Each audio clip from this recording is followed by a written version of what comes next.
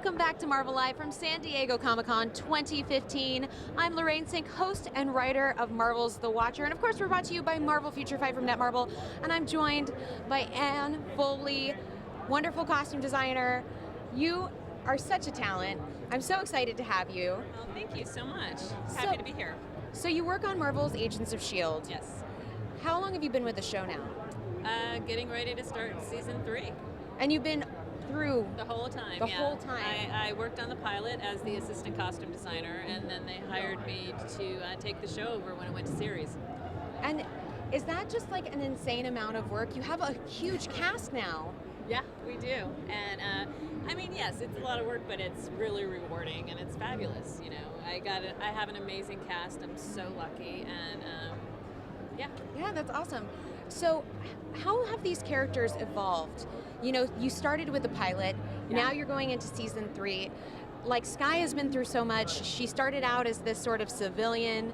Now she's like gone from being in the team to being kind of out of the team. I mean, how have they all evolved for you?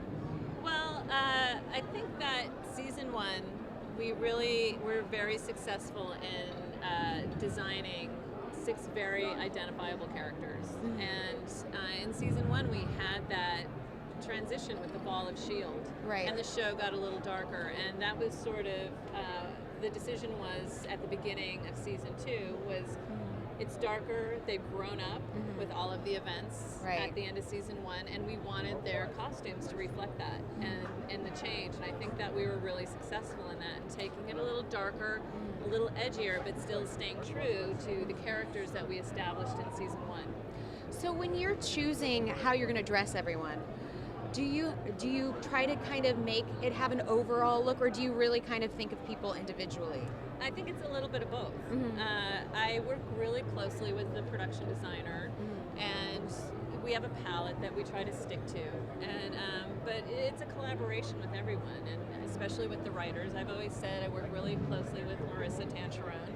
Oh yeah. And helping design these characters, and even with the actors, it is a collaboration, and it's really important to me to know that they're comfortable. Not only physically, but in their headspace with the costumes and everything that we're doing. So, and that's so interesting to me, to be able to have that dialogue. Are actors ever like, well, I feel like I would have a this or a that?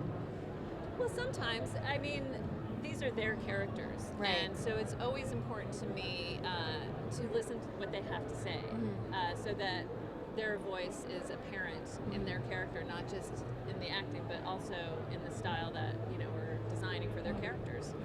And I think it's really interesting because dressing TV is sort of somewhat bought and somewhat made, right? Always. I mean, it's the same even with film. It's always, some of it's going to come from the stores if you're doing contemporary, and some of it's going to have to be made. So yeah, we do make a lot of stuff on the show. So what are some of your favorite pieces that you've made for the show specifically?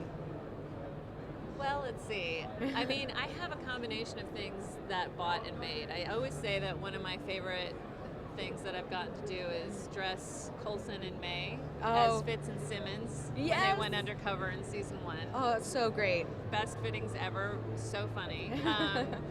And then I do love, when I get to build things. I love building Mockingbird and Deathlok, and even the silver sequin wrap dress for Agent May. So iconic. And I would even say Skye's, or now Daisy's, cowl. Oh, at the beginning of season 2. So. And now the Deathlok costume. Yeah. I mean, come on, it's so cool. What's the process like of making that? Because it's kind of armor and it's kind of costume. Well, it's a little bit of both.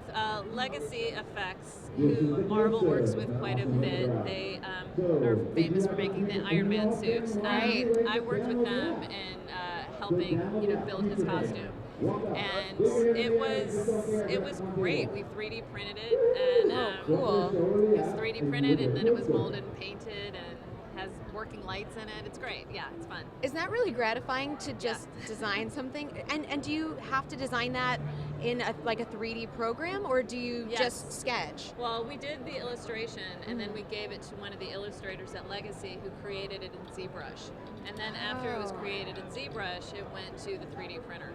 And then do you guys take it from there and do the additional painting and fitting? Yes, and they like 3D print it, they mold it, they paint it. Yeah, it's a whole process. That's really fun. And what was it about Deathlok's character that you were like, I really feel like it's important for these elements? What were those elements that you want to put in? Well, everything that I designed for our show has to make sense within our universe that we've established for Agents of S.H.I.E.L.D. So I wanted it to feel more tactical. He has been working for the past year with Coulson, and nobody knew about it. So this is Coulson's version of Deathlok, and these are the new upgrades. But I was really inspired by the comic that Nathan Edmondson had done, and I, took a few cues from that, and that's how I moved forward on that illustration. I love that so much. And when you're doing also, like, how much consulting do you do on sort of the makeup and the look of them overall? Well, we have an amazing makeup department on our show. They're incredible. They really are. Not too much. I did talk to them a little about the Deathlok scars because of where they would be in relation to where his costume was hitting him as well. So we wanted to make sure we got as much bang for our buck as we could with his makeup appliances. Oh, I love that. That's so cool. And now, something I love, you mentioned before some of the undercover costumes. Yes. And also we have Ming-Na Wen playing both herself and herself as a double agent.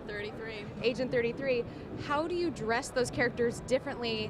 I mean, I know a lot of it is the portrayal, but how do you dress them differently, or do you? Well, yes, they both have a very specific style, but at the same time, Agent 33's silhouette was always going to be a little similar to Agent May's, and they are very similar in build as well, which actually really helped. Yeah, I bet. Yeah. So you guys, I'm going to just check in and see if you guys have any questions. I haven't been paying attention to you, but thank you for sending us your tweets. Somebody here just asked a question. I didn't see their name, but they wanted to know what your favorite costume is that you've ever worked on. That's like asking me who my favorite child is. Yeah, I was going to say, pick your darlings. I mean, I love them all, and I love their just the regular clothes as much as I love, the Mockingbird costume. I love that, but I also love what Bobby wore in that last episode. That really great gray, textured shirt was amazing on her. Oh yeah. So, she kind of can wear clothes. Oh God, yes. The Hulk would like to know, was it your idea for Patton Oswalt to wear a Star Wars tie? Star Wars tie. He wore the, I think they were sheets that he slept in. He was in pajamas, yeah. Yes, and the Star Wars sheets were not my idea. Oh. But I loved them, and so did Pat. And Renee would like to know, if you could design any Marvel character, who would it be and why? Who would it be and why? I've always said I love Black Widow. Yeah. I'm obsessed with her, so... Scarlett Johansson also can wear some clothes. Yes, she can. Probably Black Widow. And then we have from Stephen Strange, are there any specific outfit upgrades you're working on for the upcoming season that you can talk about? Nothing that I can talk about right now. It's all super duper secret.